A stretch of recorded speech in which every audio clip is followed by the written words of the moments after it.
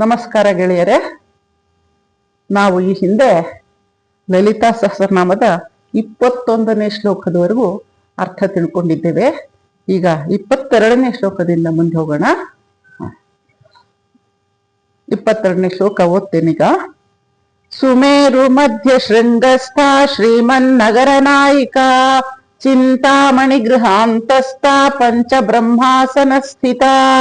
ಈ ಶ್ಲೋಕದಲ್ಲಿ 4 ಹೆಸರುಗಳಿವೆ.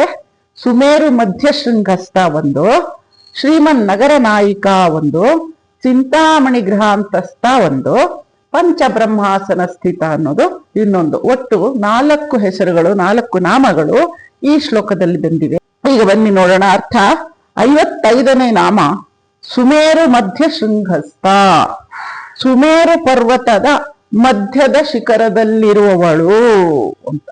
ಸುಮೇರು ಎಂಬುದು ಒಂದು ಚಿನ್ನದ ಪರ್ವತ ಅಂತ. ಅದು ಯಾಕೆ ಚಿನ್ನದ ಪರ್ವತ ಅಂದ್ರೆ, ಬ್ರಾಹ್ಮಿ ಮುಹೂರ್ತದಲ್ಲಿ ಎದ್ದು ಆ ಪರ್ವತ ದರ್ಶನ ಮಾಡಿದ್ರೆ ಅದು ಚಿನ್ನದ ಬಣ್ಣದಿಂದ ಹೊಳಿತಾ ಇರುತ್ತೆ. ಅದರಿಂದ ಹೊರಡೋ ಬೆಳಕು ಸಹ ಚಿನ್ನದ ಬಣ್ಣದ ಬೆಳಕನ್ನ ಅದು ಹೊರಗೆ ಕಳಿಸ್ತಾ ಇರುತ್ತೆ. ಅದರಿಂದ ಇದನ್ನ ಸುಮೇರು ಪರ್ವತ ಅಂತ ಹೇಳ್ತಾರೆ. ಆ ಪರ್ವತದ 4ನೇ ಶಿಖರವೇ ಮಧ್ಯಶೃಂಗ, ಅದನ್ನ ಸುಮೇರು ಅಂತಾರೆ. ಆ ಪರ್ವತದ 4ನೇ ಶಿಖರದಲ್ಲಿ ಶಿವ ಮತ್ತು ಪಾರ್ವತಿಯರು ನೆಲೆಸಿರ್ತಾರೆ. ಅದರಿಂದಲೇ ಅದನ್ನ ದೇವಿನ ಸುಮೇರು ಮಧ್ಯ ಶೃಂಗಸ್ಥ ಅಂತ ಹೇಳ್ತಾರೆ. ದೇವಿ ಅಲ್ಲೆಲ್ಲೋ ದೂರದಲ್ಲಿರೋ ಪರ್ವತದಲ್ಲೇ ವಾಸ ಮಾಡ್ತಾಳೆ ಅಂತ ಅಲ್ಲ. ನಮ್ಮ ದೇಹವೂ ಕೂಡ ಒಂದು ಮೇರು ಪರ್ವತದಂತೆ. ಮೂಲಾಧಾರ ಚಕ್ರದಲ್ಲಿ 7 ಪರ್ವತಗಳ ಸೂಕ್ಷ್ಮ ರೂಪ ಅಡಗಿದೆ. ಅವುಗಳಲ್ಲಿ ಮಧ್ಯಭಾಗದಲ್ಲಿರುವ ಪರ್ವತವೇ ಮೇರು. ಆ ಮೇರು ಪರ್ವತದಿಂದ 3 ಮುಖ್ಯ ನಾಡಿಗಳು ಮೇಲೆ ಇರುತ್ತವೆ. ಸುಷುಮ್ನ, ವಜ್ರಿಣಿ, ಚಿತ್ರಿಣಿ ಎಂಬ ನಾಡಿಗಳು ಹೊರಟು ನೆತ್ತಿಯ ಮೇಲಿರುವ ಸಹಸ್ರಾರ ಚಕ್ರವನ್ನು ಸೇರುತ್ತವೆ. ದೇವಿಯು ಕುಂಡಲಿನಿ ಶಕ್ತಿಯ ರೂಪದಲ್ಲಿ ಮೂಲಾಧಾರ ಚಕ್ರದಲ್ಲಿ ಅದು 3.5 ಸುತ್ತ ಹಾಕಿದ ಒಂದು ಬಿಳಿಯ ಸರ್ಪ ಮಲಗಿರುತ್ತೆ. ಆ ಸರ್ಪವೇ ಕುಂಡಲಿನಿ ಶಕ್ತಿ. ಕುಂಡಲಿನಿ ಶಕ್ತಿ ದೇವಿಯ ಇನ್ನೊಂದು ರೂಪ. ಮೇರು ಪರ್ವತದ ಆಕಾರದಲ್ಲೇ ಶ್ರೀಚಕ್ರ ಸಹ ಇದೆ. ಮನುಷ್ಯನ ದೇಹದಲ್ಲಿರುವ ಸೂಕ್ಷ್ಮ ಶರೀರ ಮತ್ತು ನಾಡಿಗಳು ಸಹ ಮೇರು ಪರ್ವತದ ಹಾಗೇ ಇದೆ. ವೀರನು ಮತ್ತು ಸಾಹಸಿಯೂ ಆಗಿರುವಂತಹ ಮನುಷ್ಯ ಮಾತ್ರನೇ ಮೇರು ಪರ್ವತದ ಶಿಖರವನ್ನು ಮುಟ್ಟೋದಕ್ಕೆ ಸಾಧ್ಯ. ಅದೇ ರೀತಿ ಈ ಶ್ರೀಚಕ್ರದ ಆರಾಧನೆ ಮಾಡುತ್ತಾ ತನ್ನ ಶರೀರದಲ್ಲಿರುವ ಮೇರುವನ್ನು ಉದ್ದೀಪನಗೊಳಿಸಿ ಮೇಲೆ ಸಾಗುವವನು ಮಾತ್ರವೇ ಆತ್ಮದರ್ಶನವನ್ನು ಪಡೆಯುತ್ತಾನೆ. ದೂರದ ಮೇರು ಪರ್ವತದಲ್ಲಿ ಮಾತ್ರ ಇರುವವಳಲ್ಲ, ಅವಳು ಎಲ್ಲೆಡೆಯೂ ಇದ್ದಾಳೆ, ನಮ್ಮೊಳಗೂ ಇದ್ದಾಳೆ, ಹೊರಗೂ ಇದ್ದಾಳೆ ಎನ್ನುವಂತಹ ಅರಿವು ಆಗ ನಮಗೆ ಆ ಸಾಧಕನಿಗೆ ಗೊತ್ತಾಗುತ್ತದೆ. ಪರ್ವತದಲ್ಲಿ ನೆಲೆಸಿದ್ದಾಳೆ ಅಂದ ಮಾತ್ರಕ್ಕೆ ಅವಳು ಪರ್ವತದಲ್ಲಿ ಮಾತ್ರ ಅಲ್ಲ, ಎಲ್ಲೆಡೆಯೂ ಇದ್ದಾಳೆ ಎಂಬ ಸತ್ಯ ಗೊತ್ತಾದಾಗ ಮನುಷ್ಯನಿಗೆ ಒಂದು ರೀತಿಯ ಆನಂದ ಬರುತ್ತದೆ. ಇದನ್ನು ಹೇಗೆ ಕಾಣೋದು ಅಂತಂದ್ರೆ, ನಮ್ಮ ಹೊರಗಿರುವ ಚಕ್ರದಲ್ಲಿ ಮೊದಲು ಕಾಣಬೇಕು. ಇದರಲ್ಲಿ ಒಂದು ಬಿಂದು, ಆ ಬಿಂದುವಿನಲ್ಲಿ ದೇವಿ ನೆಲೆಸಿರ್ತಾಳೆ. ಈಗ 56ನೇ ನಾಮ ಶ್ರೀಮನ್ನಗರ ನಾಯಿಕ. ಶ್ರೀನಗರದ ನಾಯಕಿಯಾಗಿರುವವಳು. ಶ್ರೀಚಕ್ರದಲ್ಲಿ ಮಾನವನ ದೇಹವೇ ಒಂದು ಸುಮೇರು ಪರ್ವತ ಇದ್ದಂಗೆ, ಅಂದ್ರೆ ಒಂದು ಶ್ರೀಚಕ್ರ. ಈ ಮಾನವ ದೇಹವೇ ಒಂದು ಶ್ರೀಚಕ್ರ. ಹೊರಗಡೆ ಇರುವ ಶ್ರೀಚಕ್ರ ಹೇಗಿರುತ್ತೆ? ಪರ್ವತದ ಆಕಾರದಲ್ಲಿ ಹೀಗೆ ಒಂದು ಗೋಪುರ ತರ ಇರುತ್ತೆ. ನಾವೆಲ್ಲರೂ ಪೂಜೆ ಮಾಡ್ತಾರಲ್ಲ, ಚಕ್ರ ಪೂಜೆ. ಅದೇ ರೀತಿ ನಮ್ಮ ದೇಹದ ಒಳಗೆ ಶ್ರೀಚಕ್ರದ ಒಂದು ಸ್ವರೂಪ ಇದೆ. ಅದರ ತಳದಲ್ಲಿ ಮೂಲಾಧಾರ ಚಕ್ರ ಇದ್ದರೆ ಅದರ ಶಿಖರದ ತುದಿಯಲ್ಲಿ ಸಹಸ್ರಾರ ಚಕ್ರ ಇರುತ್ತೆ. ಶ್ರೀಚಕ್ರದಲ್ಲಿ ತ್ರಿಕೋನಾಕಾರದ 9 ತ್ರಿಕೋನಗಳಿವೆ ಮತ್ತು ಚಕ್ರಗಳಿವೆ. ಆ 9 ಚಕ್ರಗಳು ಸೇರುವುದು ಒಂದು ಬಿಂದುವಿನಲ್ಲಿ.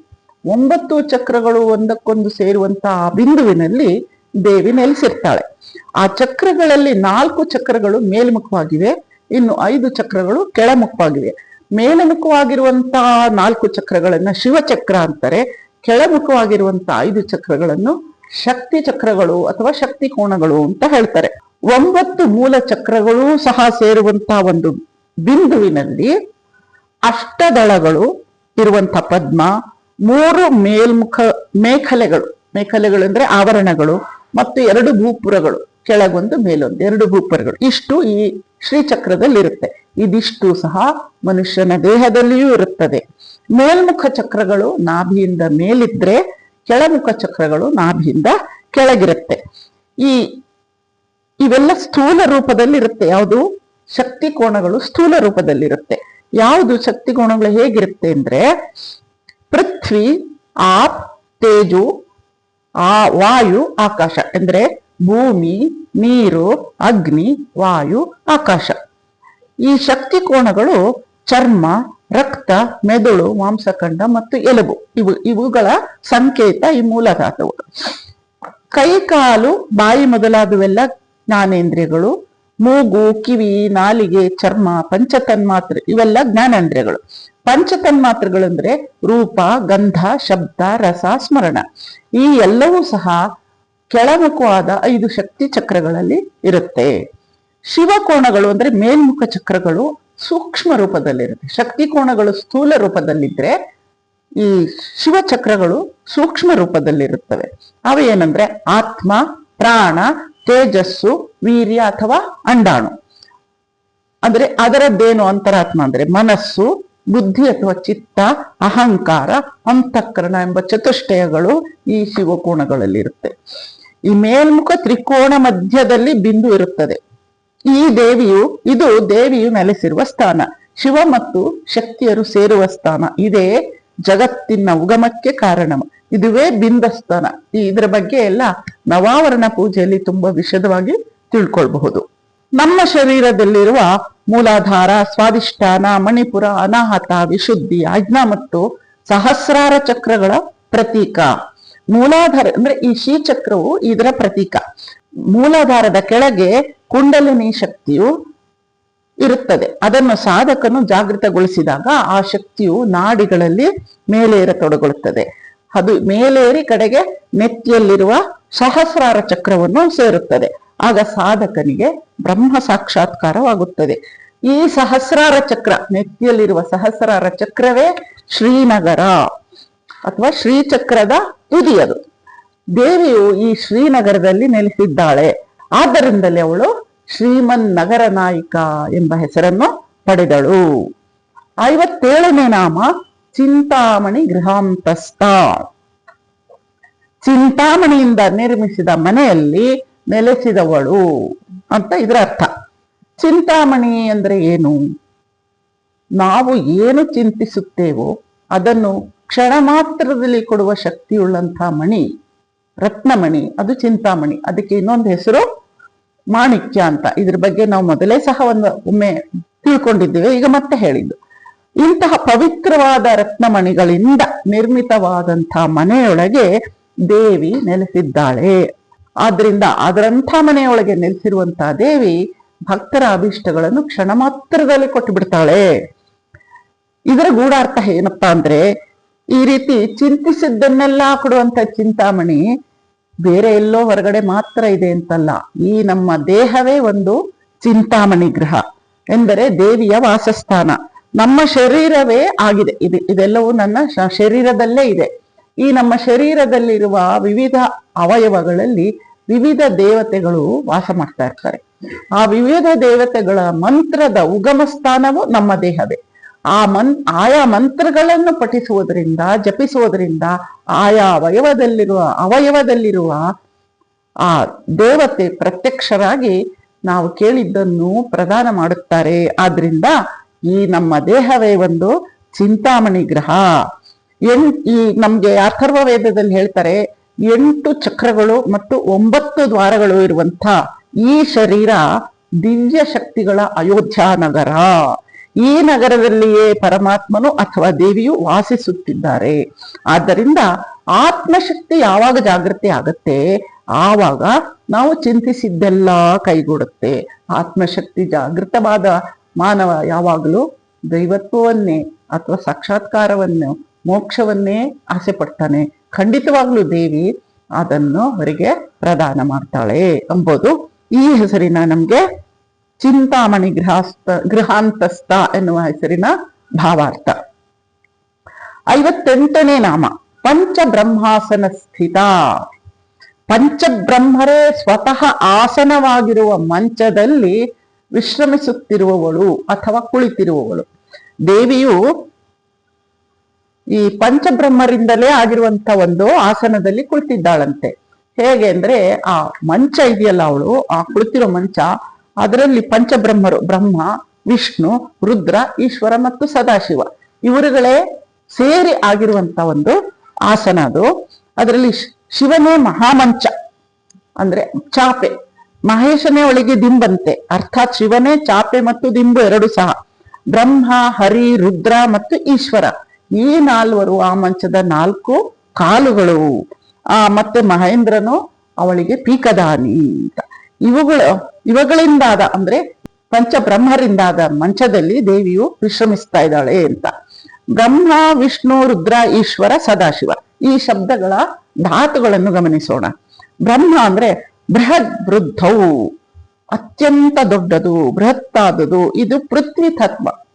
ಇವುಗಳ ಅಂತರಾರ್ಥ ಏನಿರುತ್ತೆ? ಈಗ ಪಂಚಬ್ರಹ್ಮರಿಂದ ಆಗಿರುವ ಮಂಚದಲ್ಲಿ ಕೂತಿದ್ದಾಳೆ ದೇವಿ ಅಂದ್ರೆ ಪಂಚಬ್ರಹ್ಮರ ಮೇಲೆ ಕೂತಿದ್ದಾಳೆ ಅಂತಲ್ಲ, ಇದರ ಅಂತರಾರ್ಥ ಈಗ ಹೇಳ್ತಾ ಇರೋದು ನಾನು. ಬ್ರಹ್ಮ ಅಂದ್ರೆ ಬೃಹದ್ ವೃದ್ಧವು, ಅತ್ಯಂತ ದೊಡ್ಡದು, ಬೃಹತ್ತಾದದು ಅಂದ್ರೆ ಅದು ಪೃಥ್ವಿ ತತ್ವ, ಭೂಮಿ. ವಿಷ್ಣು ಅಂದ್ರೆ ವೃಷಂಡ್ರವ್ಯಾಪನೆ ಅಂದ್ರೆ ವ್ಯಾಪಕವಾಗಿರುವ, ಎಲ್ಲೆಡೆ ಇರುವಂಥದ್ದು ಅಂತ. ಎಲ್ಲೆಡೆ ಇರುವಂಥದ್ದು ಯಾವುದು? ಜಲತತ್ವ. ರುದ್ರ ಅಂದ್ರೆ ರೋದನೆಗೆ ಕಾರಣವಾದವನು, ದುಃಖಕ್ಕೆ ಕಾರಣವಾದವನು ಅಂತ. ರುದ್ರ ಅಂದ್ರೆ ತೇಜೋ ಸ್ವರೂಪ, ಅಗ್ನಿ. ಅಗ್ನಿಯನ್ನು ಮುಟ್ಟಿದ ಕೂಡಲೇ ನಮ್ಗೆ ಸುಡುತ್ತೆ, ಹಾಗಾಗಿ ಅಳ್ತೀವಿ ನಾವು, ಸುಟ್ಟಿದ್ರಿಂದ ನೋವಾಯ್ತು, ಸುರಿತಾ ಇದೆ ಅಂತ. ಅದರಿಂದ ನಮ್ಗೆ ರೋದನೆಗೆ ಕಾರಣವಾದವನು ರುದ್ರ. ಈಶ್ವರ ಅಂದ್ರೆ ಈಶಣಶೀಲ, ವಾಯು ತತ್ವ. ಸದಾಶಿವ ಅಂದ್ರೆ ಆಕಾಶ ತತ್ವ. ಈ 5 ತತ್ವಗಳನ್ನು ಜಗನ್ಮಾತೆ ತನ್ನ ಆವಾಸ ಸ್ಥಾನವಾಗಿ ಮಾಡ್ಕೊಂಡಿದ್ದಾಳೆ ಅಂತ ಈ ಹೆಸರಿನ ಅರ್ಥ. ಜಲತತ್ವ, ಅಗ್ನಿ ತತ್ವ, ವಾಯು ತತ್ವ, ಆಕಾಶ ತತ್ವ. ಈ 5 ತತ್ವಗಳನ್ನು ಅವಳ ಪಂಚಬ್ರಹ್ಮಾಸನ ಸ್ಥಿತ ಅಂತ ಅನ್ನಿಸ್ಕೊಂಡು, ಈ 5 ತತ್ವಗಳನ್ನೇ ಮನೆ ಮಾಡ್ಕೊಂಡಿದ್ರಿಂದ ಅವಳು ಪಂಚಬ್ರಹ್ಮಾಸನ ಸ್ಥಿತ ಅಂತ ಆದ್ಲು. ಇಲ್ಲಿಗೆ 22ನೇ ಶ್ಲೋಕದ ಅರ್ಥವನ್ನು ನಾವು ತಿಳ್ಕೊಂಡಂಗಾಯ್ತು. ಈಗ 23ನೇ ಶ್ಲೋಕಕ್ಕೆ ಹೋಗೋಣ. ಮಹಾಪದ್ಮಾಟವಿ ಸಂಸ್ಥಾ ಕದಂಬವನವಾಸಿನಿ ಸುಧಾ ಸಾಗರ ಮಧ್ಯಸ್ಥ ಕಾಮಾಕ್ಷಿ ಕಾಮದಾಯಿನಿ. ಈ ಶ್ಲೋಕದಲ್ಲಿ 5 ಹೆಸರುಗಳಿವೆ. ಮಹಾಪದ್ಮಾಟವಿ ಸಂಸ್ಥಾ 1, ಕದಂಬವನವಾಸಿನಿ 2, ಸುಧಾಸಾಗರ ಮಧ್ಯಸ್ಥ 3, ಕಾಮಾಕ್ಷಿ 4, ಕಾಮದಾಯಿನಿ 5. ಈ ಶ್ಲೋಕದಲ್ಲಿ 5 ಹೆಸರುಗಳಿವೆ. ಈಗ ಮಹಾಪದ್ಮಾಟವಿ ಸಂಸ್ಥಾ ಇದು ಸಹಸ್ರನಾಮದ 59ನೇ ನಾಮ. ಮಹಾಪದ್ಮಾಟವಿ ಸಂಸ್ಥಾ. ಮಹಾಪದ್ಮ ಎಂದರೆ ದೊಡ್ಡ ಕಮಲ, ಅಟವಿ ಎಂದರೆ ಅಡವಿ, ಕಾಡು. ಮಹಾಪದ್ಮಾಟವಿ ಸಂಸ್ಥಾ ದೊಡ್ಡ ಕಮಲದ ಕಾಡಿನಲ್ಲಿ ಇರುವವಳು. ಲಲಿತಾದೇವಿಯು ಮಹಾಪದ್ಮದ ಕಾಡಿನಲ್ಲಿ ವಿಹಾರ ಮಾಡುತ್ತಿರುವಳು. ಆದರೆ ಮಹಾಕಮಲದ ಕಾಡು ಎಲ್ಲಿದೆ? ಅದು ಬೇರೆ ಎಲ್ಲೂ ಇಲ್ಲ, ನಮ್ಮ ಶರೀರದಲ್ಲಿಯೇ ಇದೆ. ನಮ್ಮ ಶರೀರದಲ್ಲಿ, ನಮ್ಮ ಬೆನ್ನು ಹುರಿಯಲ್ಲಿ ನಮಗೆ ಕಣ್ಣಿಗೆ ಕಾಣುತ್ತಿರುವಂತಹ ಸೂಕ್ಷ್ಮ ಶರೀರದ ಬೆನ್ನಿನ ಮಧ್ಯಸ್ಥಾನದಲ್ಲಿ ಸುಷುಮ್ನಾ ನಾಡಿ ಅಂತ ಇರುತ್ತೆ. ಆ ಸುಷುಮ್ನಾ ನಾಡಿ ಬೆನ್ನು ಹುರಿಯ ಮುಖಾಂತರ ಹೋಗುತ್ತೆ ಮೇಲೆ. ಅದರ ಸುತ್ತ ನಾನಾಗ್ಲೇ ಹೇಳಿದ್ದೆ, ಒಂದು ಈಡ ನಾಡಿ, ಒಂದು ಪಿಂಗಳ ನಾಡಿ, ಅದನ್ನು ಸುತ್ತಿ ಸುತ್ತಿ ಸುತ್ತಿ ಮೇಲೋಗುತ್ತೆ. ಆ 3 ನಾಡಿಗಳು ಕಡೆಗೆ ಹೋಗಿ ಸಹಸ್ರಾರ ಚಕ್ರವನ್ನು ಸೇರುತ್ತೆ. ಕೆಳಗೆ ನಮ್ಮ ದೇಹದ ಕೆಳಗಿನ ಕಡೆ ಕಶೇರುಕ ಇದೆಯಲ್ಲ, ಅದರಲ್ಲಿ ಒಂದು ಮೂಲಾಧಾರ ಚಕ್ರ ಅಂತ ಇರುತ್ತೆ. ಆ ಮೂಲಾಧಾರ ಚಕ್ರದ ಒಳಗೆ 3 ಸುತ್ತು ಹಾಕಿಕೊಂಡು ಮಲಗಿದ ಬಿಳಿ ಸರ್ಪ ಇದೆ. ಅದೇ ಕುಂಡಲಿನಿ ಶಕ್ತಿ ಅಥವಾ ದೇವಿ. ಆ ಮಲಗಿರುವಂತಹ ದೇವಿನ ನಾವು ನಮ್ಮ ಧ್ಯಾನ, ತಪಸ್ಸು, ಜಪಗಳಿಂದ ಎಬ್ಬಿಸ್ಬೇಕು. ಅದನ್ನ ಎಬ್ಬಿಸಿದಾಗ ಆ ದೇವಿ ಎದ್ದು ಪ್ರಯಾಣ ಹೊಡ್ತಾಳೆ. ಆದ್ರೆ ನಾವು ಧ್ಯಾನ ಜಪವನ್ನು ಎಚ್ಚರಗೊಂಡ ಕೂಡಲೇ ನಿಲ್ಲಿಸಬಾರ್ದು. ಅದನ್ನು ಮುಂದುವರಿಸ್ತಾನೇ ಇದ್ರೆ ನಿಧಾನವಾಗಿ ಸುಷುಮ್ನಾ ನಾಡಿಯಲ್ಲಿ ದೇವಿ ಮೇಲೆ ಇರೋದಕ್ಕೆ ಪ್ರಾರಂಭ ಮಾಡ್ತಾಳೆ. ಹಾಗೆ ಮೇಲೆ ಬಂದ್ರೆ 1 ಇಂಚು. ಆ ಮೂಲಾಧಾರ ಚಕ್ರ ಇದೆಯಲ್ಲ, ಅದು ಭೂಮಿ ತತ್ವ. ಆ ಚಕ್ರದಲ್ಲಿ 4 ದಳದ ಕಮಲ ಇದೆ. ಅದು ಕೆಂಪು ಬಣ್ಣ, ಚಕ್ರದ ಬಣ್ಣ ಕೆಂಪು. ಅಲ್ಲಿಂದ 1 ಇಂಚು 1.5 ಇಂಚು ಮೇಲೆ ಸ್ವಾಧಿಷ್ಠಾನ ಚಕ್ರ ಇದೆ. ಆ ಚಕ್ರವು ಜಲತತ್ವಕ್ಕೆ ಸಂಬಂಧಪಟ್ಟಿದ್ದು. 6 ದಳದ ಕಮಲ ಇದೆ, ಅದರ ಬಣ್ಣ ಕಿತ್ತಳೆ ಬಣ್ಣ.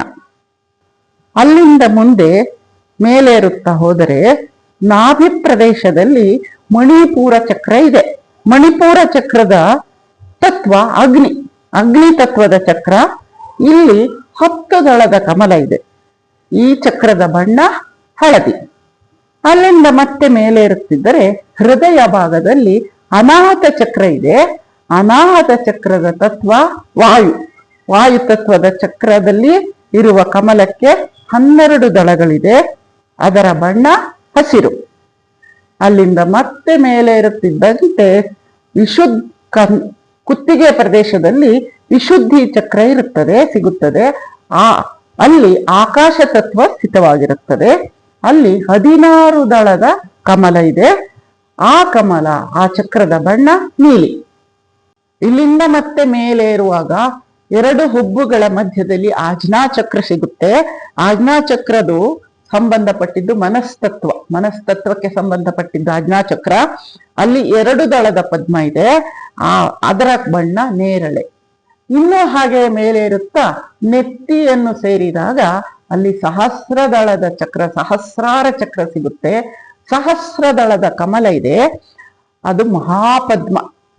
ಆ ಸಹಸ್ರದಳದ ಚಕ್ರದ ತತ್ವ ಶಿವತತ್ವ. ಅದರ ಬಣ್ಣ ಅನೇಕ ವರ್ಣಗಳು. ಸಹಸ್ರಾರು ದಳ ಮತ್ತು ಅನೇಕ ವರ್ಣಗಳಿಂದ ಕೂಡಿದ ಕಮಲ ಕೆಳಮುಖವಾಗಿರುತ್ತೆ.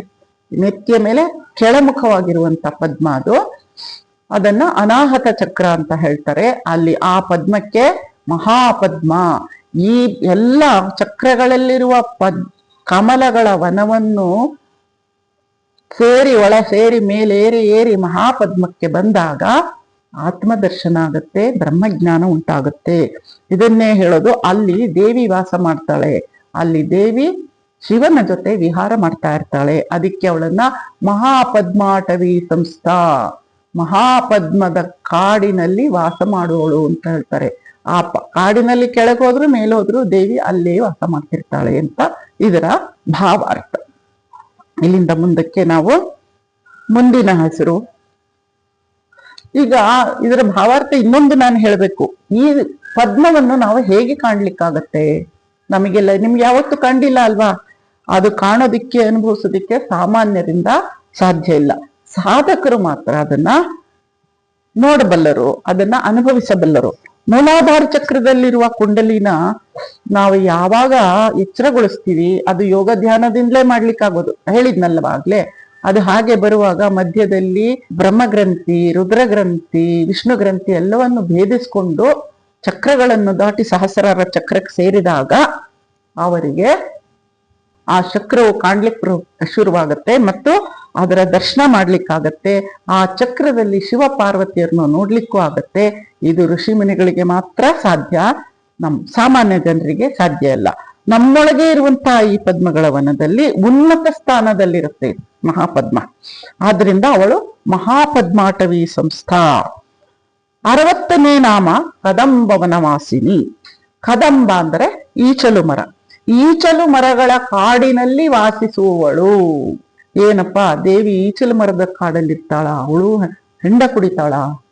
ಯಾಕೆಂದ್ರೆ ಈಚಲು ಮರದಿಂದ ಹೆಂಡ ತಯಾರು ಮಾಡ್ತಾರೆ, ನಿಮ್ಗೆಲ್ಲ ಗೊತ್ತಿದೆ. ದೇವಿ ಹೆಂಡ ಕುಡಿತಾಳ? ದೇವಿ ಯಾಕೆ ಈಚಲು ಮರದಲ್ಲಿ ಇರ್ತಾಳೆ ಅಂತ ಕೇಳ್ಬೋದು ನೀವು. ಏನಂದ್ರೆ ಕದಂಬವನ ಅಂತ ಹೇಳಿದ್ರೆ ಈ ದೇವಲೋಕದ ಕದಂಬ.